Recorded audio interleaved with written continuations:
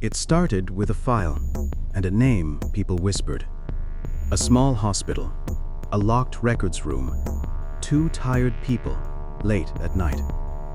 What they found would change more than one life.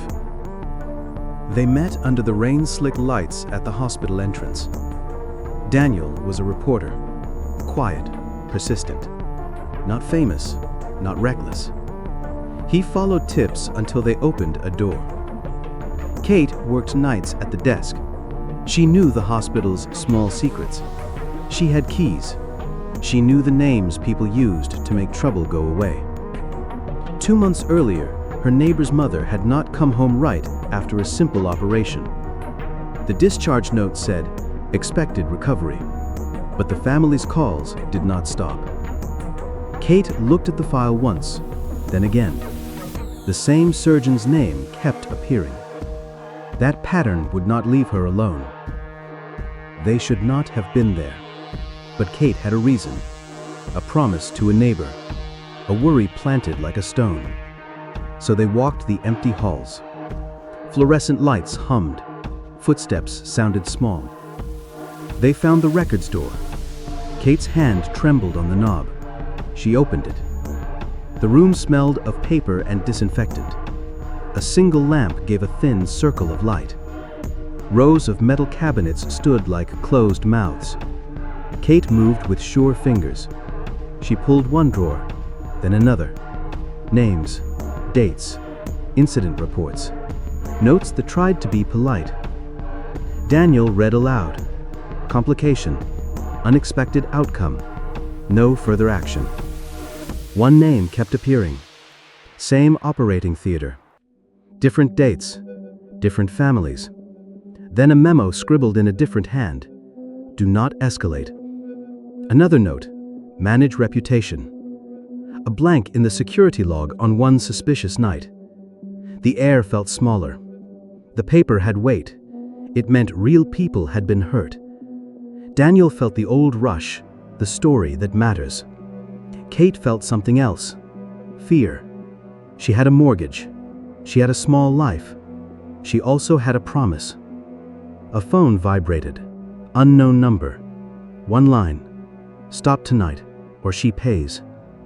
Daniel looked at Kate. Her face was pale, but not broken.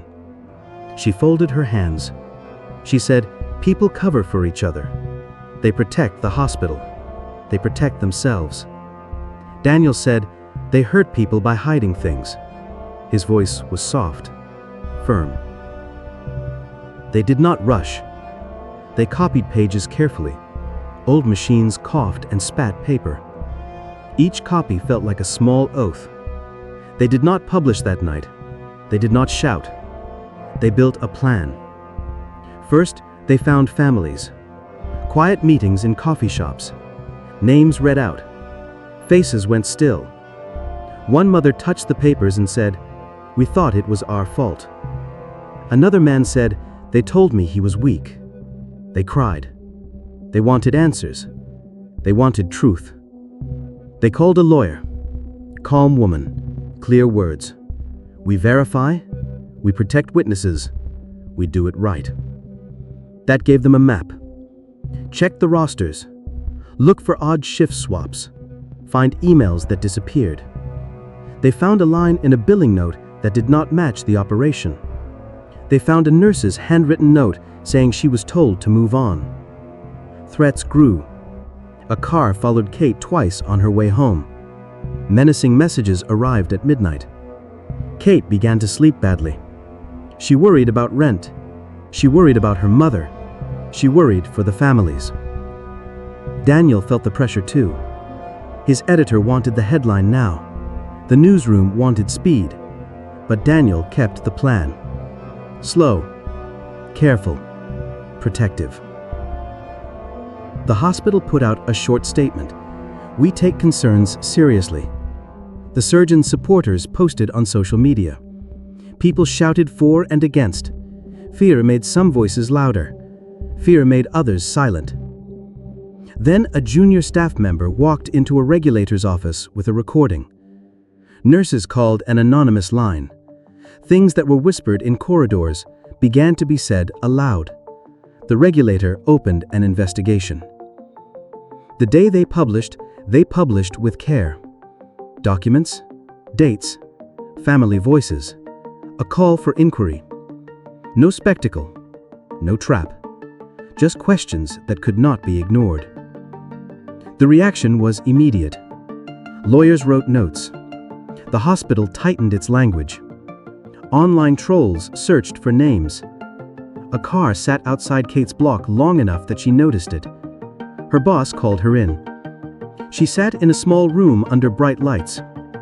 HR asked soft questions. She answered truthfully. She did not name Daniel. The world turned loud and small, yet people began to speak. Nurses who had been quiet for years dialed a number. A junior doctor gave an interview. Security logs, once hidden, found their gaps explained. The regulator added weight to the story. Not everything fixed overnight. Some families never got full answers. Some nights still felt heavy. Some people lost trust in institutions. That is the cost of real harm. Kate lost her job. The hospital said it was a temporary suspension during the inquiry. Months later, she was offered work by a patient advocacy group. She helped families read their charts. She taught them what redaction meant. She showed them how to ask the right questions. She said later, "I lost a shift. I didn't lose people." Her voice was small and true. Daniel received an award months later. He felt awkward taking it. Awards didn't fix nights. They did make people listen. Young reporters emailed him saying his care mattered. He answered where he could. He felt tired. He felt honest. This is not a story about heroics. It is not a story about fame. It is a story of small choices. Careful ones. Hard ones. If you find a file, if you hear a whisper in a corridor, do not run. Plan. Protect the people whose names will be spoken.